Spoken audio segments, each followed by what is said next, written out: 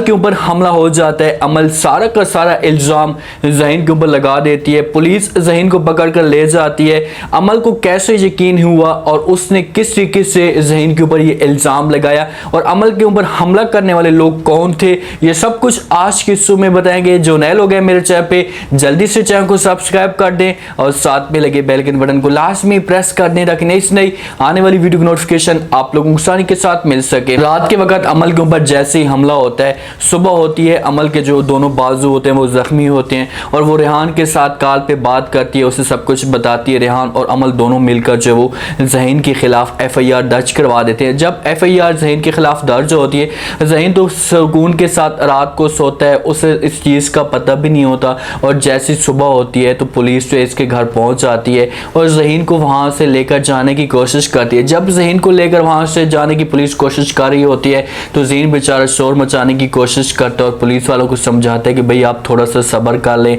मेरे वकीलों को जो वो आने दें ताकि मैं इस केस में अपनी जो है वो ज़मानत हासिल कर सकूं और आप लोगों के सामने मैं सबूत पेश कर सकूं कि भाई मैंने किसी किस्म का कोई भी हमला नहीं किया।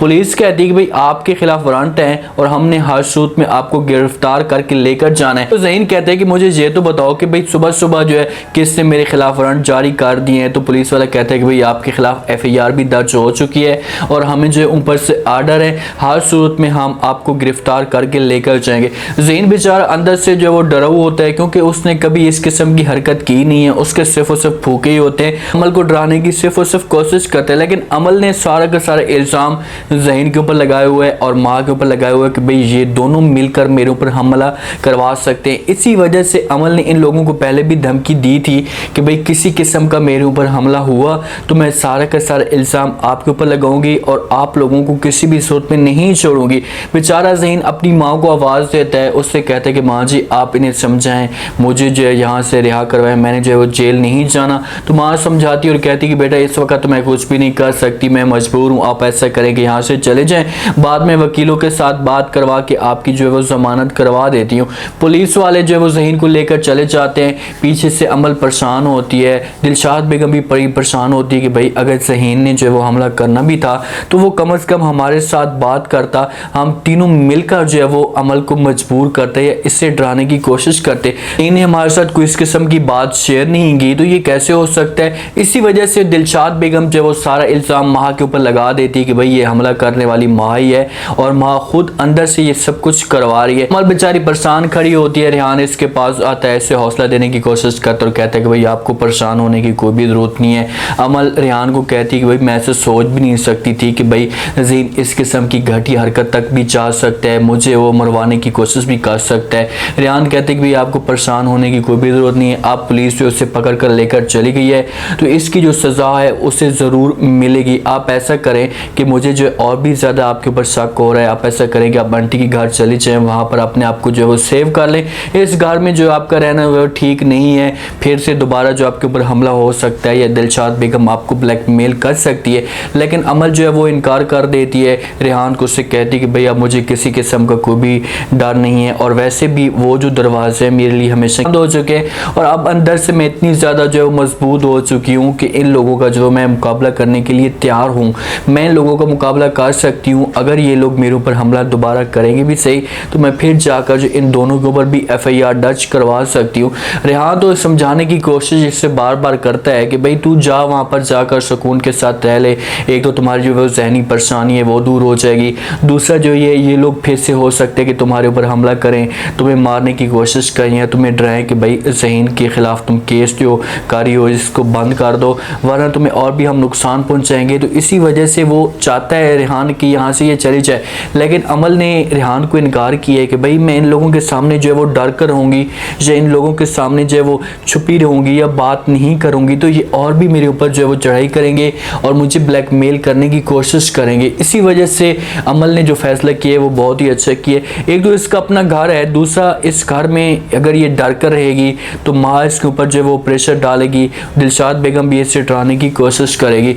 अब जब ज़हीन को पुलिस पकड़ कर लेकर चली गई है तो दिलशाद बेगम पीछे से परेशान है कि भाई अगर ज़हीन ने हमला करना भी था, उसे अपने बेटे के ऊपर यकीन भी है कि भाई सिर्फ और सिर्फ मेरा बेटा जो है वो फूकी मार सकते और कुछ भी नहीं कर सकता। अगर इसने इस किस्म की हरकत करनी भी होती तो वो मेरे साथ ये बात ज़रूर शेयर करता, मुझे बताता कि भाई आज रात जो है मैं अमल को डराने की कोशिश करूँगा, उससे बार बार जो है वो डराऊँगा ताकि ये घर खुद ब खुद वो ये छोड़कर चली जाए। इसी वजह से दिलशाद और ज़हीन आपस में मिले हुए हैं कि वो चाहते हैं कि हमारा नाम भी मत है और अमल खुद ब खुद ये घर छोड़कर चले भी जाए, क्योंकि वो अपनी बेटी का घर भी बर्बाद नहीं करना चाहते।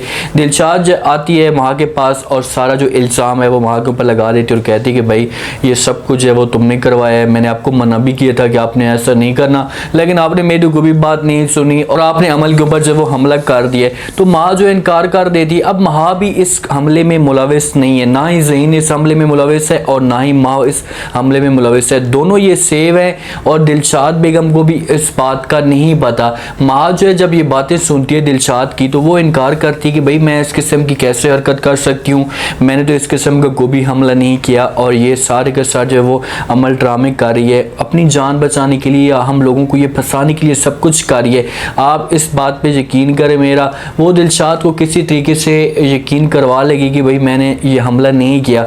ये लोग किसी तरीके से यहाँ से जो वो ज़हीन को वापस लेकर आ जाएंगे और जब ज़हीन को वापस लेकर आएंगे तो ज़हीन से ये बातें पूछेंगे कि भाई आप बताएं कि आपने ये हमला किया था या किसी और को आपने बोला था। तो हो सकता है कि ज़हीन जो है वो इनकार कर दे। इसके बाद जो एक बात आती है कि भाई हमला करने वाला कौन था, क्या दिलशाद थी या कोई और बंदा हो सकता है जो यहाँ से अमल को निकलवाना चाहता हो। अगर इन तीनों में से ये तीनों नहीं हैं तो यहाँ से चौथा बंदा एक और हो सकता है जो आप लोगों को अभी मैं सिर्फ और सिर्फ इशारा दे रहा हूँ। आगे देखें कि किस तरीके से जो वो ये ड्रामा और ज़्यादा इंटरेस्टिंग बनता जाएगा, तो हो सकता है कि ये आगे और भी मज़ीद आता जाए। मुझे तो ये कासिम के ऊपर 100% शक हो रहा है कि इस गेम में सारी में जो है वो कासिम मुलविस है और ये सब कुछ जो वो कासिम करवाना चाहता हो।